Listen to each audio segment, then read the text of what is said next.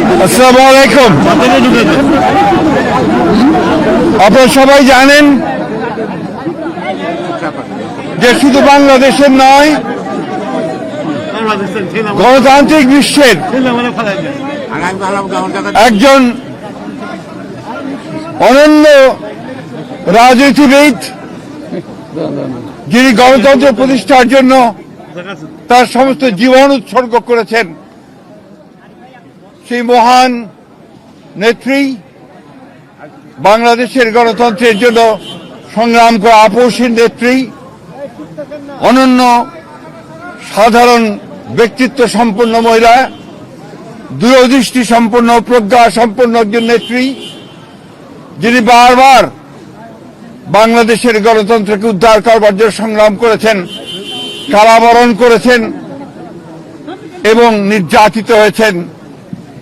সেই অসাধারণ নেত্রী দেশনেত্রী বেগম খালেদা জিয়া আর আমাদের মাঝে নেই।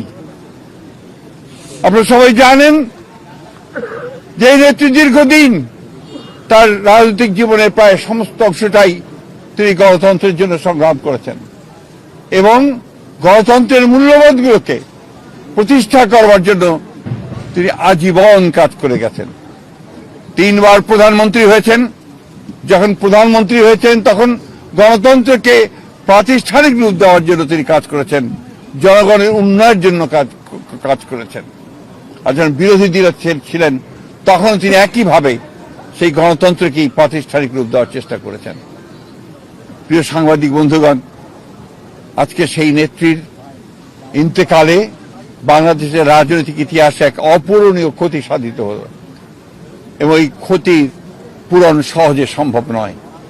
আজকে এমন একটা সময়ে তিনি চলে গেলেন যখন তাকে সবচেয়ে বেশি প্রয়োজন ছিল, যখন গণতন্ত্রের উত্তরণের জন্য আমরা একটা নির্বাচনের দিকে জাতি যাচ্ছে, যখন সমস্ত জাতি তৈরি হয়েছে, নির্বাচন করে একটা গণতান্ত্রিক ব্যবস্থাকে প্রতিষ্ঠিত করবে, সেই সময় তিনি আমাদেরকে ছেড়ে চলে গেলেন। আমরা এই শোক, এই বেদনা আমাদের পক্ষে ধারণ করা খুব কঠিন। তারপরেও আমরা এই শোককে শক্তিতে রূপান্তরিত করতে চাই।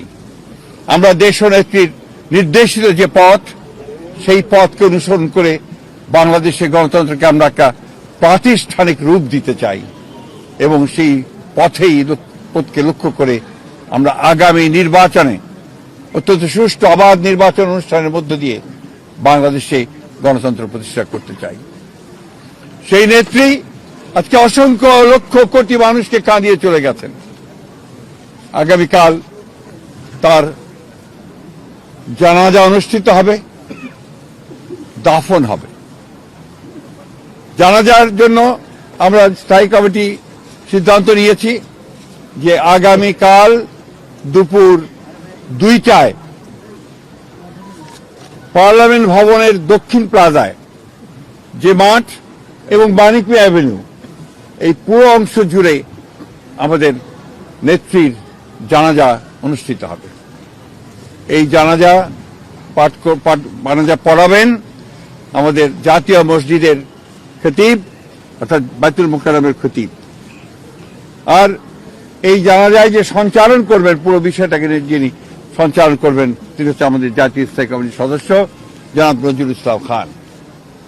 এরপরে আমাদের স্বাধীনতার ঘোষক, বহুদলীয় গণতন্ত্রের প্রবর্তক, বাংলাদেশের আরেক কিংবদন্তির নেতা, যাকে রাখাল রাজা বলে এই দেশের মানুষ, তার মাজারে, তারই পাশে আমাদের এই মহান নেত্রীকে সমাধিস্থ করা হবে, দাফন করা হবে।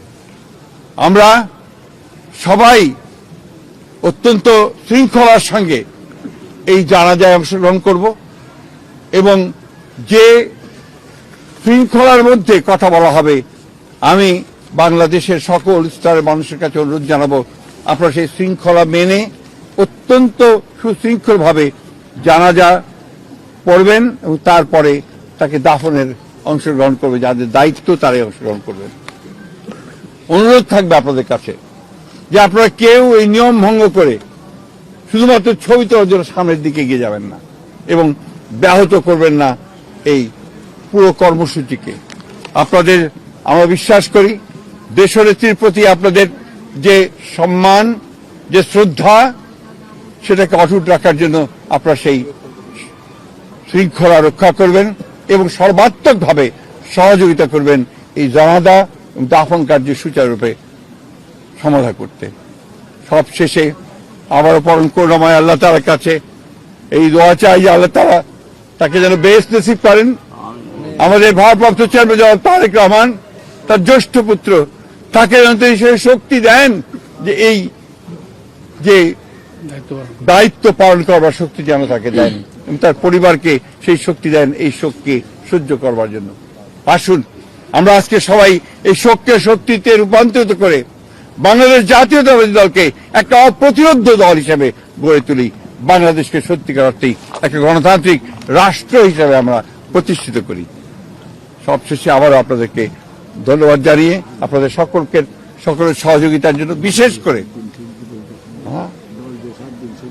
এবং আপনারা জানেন যে ইতিমধ্যেই সরকারের তরফ থেকে 3 দিন শোক দিবস ঘোষণা করা হয়েছে, আগামীকাল ছুটি ঘোষণা করা হয়েছে এবং আপনারা ইতিমধ্যে জানেন যে প্রধান উপদেষ্টা তিনি বাণী দিয়ে কথা বলেছেন, আপনাদের সামনে জাতির সামনে কথা বলেছেন এবং সেজন্য আমরা সর্বাত্মক সহযোগিতার জন্য আমরা সরকারকে ধন্যবাদ জানাচ্ছি। সেই সঙ্গে দলের পক্ষ থেকে আপনারা জানেন যে 7 দিনের শোক ঘোষণা করা হয়েছে।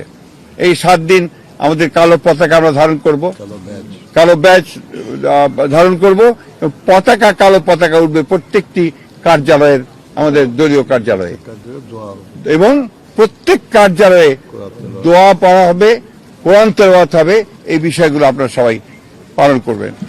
আমরা আবারও সকলকে সহযোগিতা করার আহ্বান জানিয়ে আমরা আজকে শেষ করছি। আসসালামু আলাইকুম।